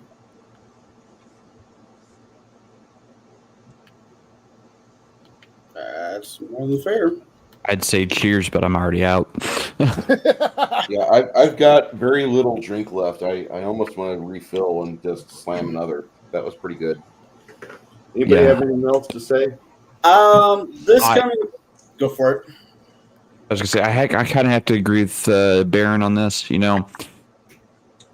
When people ask, "Hey, how do you play the game?" or "How do you do something in the game?" I'll give a response. But when someone goes, "You need to play the game like this," I go, "Bye," because I just, I'm gonna play the game. The way I'm gonna play it. I'm gonna run my table the way I'm gonna run it. And anyone who says, "Oh, if you're not doing it this way, you're doing it wrong," and I'm like, okay, that's fine. That's you're entitled to your opinion. That's awesome. Good for you. But that doesn't work with my group, doesn't work at my table. I'm going to run it the way I'm going to run it. And if you ask me my opinions, I'll give them to you, but I'm not going to tell you that you're wrong for playing the game the way you want to play it. You play your table the way you want to play it. If you want advice, awesome, we'll give it. But if I ask for advice, I'm legitimately asking at that point, and then I want to know. But tell me I'm playing my game wrong at my table with my homebrew setting and my homebrew rules. Fuck off. I just play to have fun. Garrett. Thanks for starting that. I'm sorry. I just play to have fun. I'm sorry. Yeah. You guys know my catch-all for everything. Play the games you love with the people you love, and that's all that should matter. How many of us have memories from when we first started, when we realized we got a rule wrong? We're gonna do that. We're not perfect, and we're gonna pick up a new game, and we're gonna get something wrong again. That's the only thing we can count on in this life is being wrong. 2 years. 2 years. Everybody read the rule wrong for 2 years. And then one guy who was new came in and said, "You guys are doing it all wrong. This is how the rule is supposed to be read." And we all looked at him and went, "Shut the fuck up. You're not like," and he's like, "But you're playing the game wrong." And all of us, "We didn't know we were wrong." "Well, you're wrong. You can fix it now." "No. But you're playing the game wrong." More fun the other way. And we're like, "But the game's more fun this way." And the new guy was just like, "Okay." And we were like, "You don't have to play." And he's like, "I want to play." And he played with the wrong rule. And he's like, we all just continued to play with the wrong rule. And oh no, the rules, and good for fucking him. Yeah, he realized that he would prefer the group, but the people he's playing with over mechanically the game is now wrong. You're not playing it right. And us, we don't care. Game was fun. Yeah, there's this thing called house rules, and I'm famous for breaking out the old AD&D Dungeon Master's Guide first edition afterward. If you guys all agree, then those are the new rules. And yeah. And whoever's name is at the bottom of the instruction book, guess what I got for him? I misread that as not activism, but as Activision. I'm like, no, I don't want to do Activision. Activision's bad. I'll have you know, I am inclusive at my table. I don't care what people's pronouns are. I don't care, if they want to be like, well, I'm a she. I don't care about that. Are you here to play a game? That's what I care about. Are you here to play, an actual character in a game? That's all I care about. Yes. Yes. You want to play a lycanthrope character? Okay, we can start at a higher level. You can play a lycanthrope. That's fine. You want to play a furry type character? Okay, that's fine. I don't really give two flying rats' asses about the gender thing, the race thing, the whatever. I don't care about that. I am here to play a game. I will run a table and I will I will run the game. As long as the players are wanting to have fun. Now, what I don't want to run is Murder Hobo of the Week. I don't care about Rocket Tag. Come to play a game. It's a role-playing game, not just a dice rolling game. I'm not running a war game.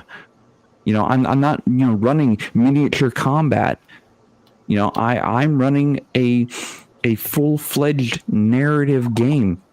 I have a direction that I want to take the game.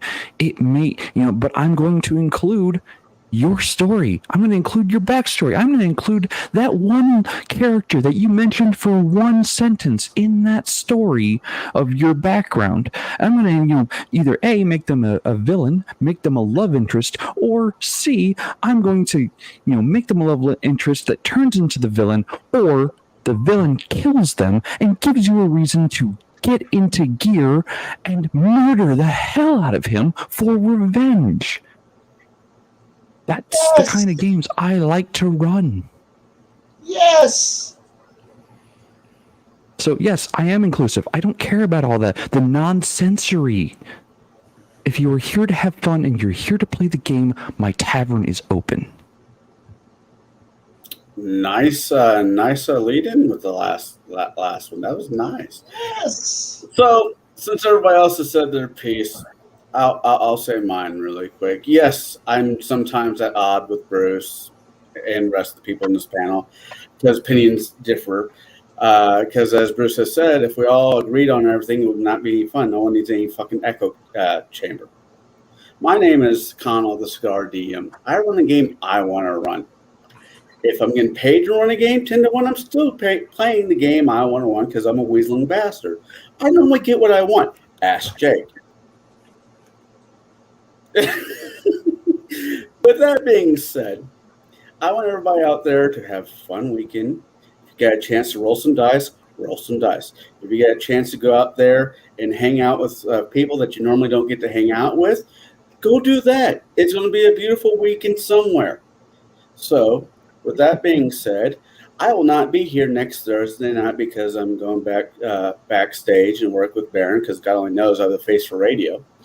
I will be celebrating my birthday, which means alcohol and violence, booze and violence, and cigars. So with that being said, I hope everybody has a good weekend this weekend. I hope everybody has a good week next week and weekend. I will be back. Don't worry.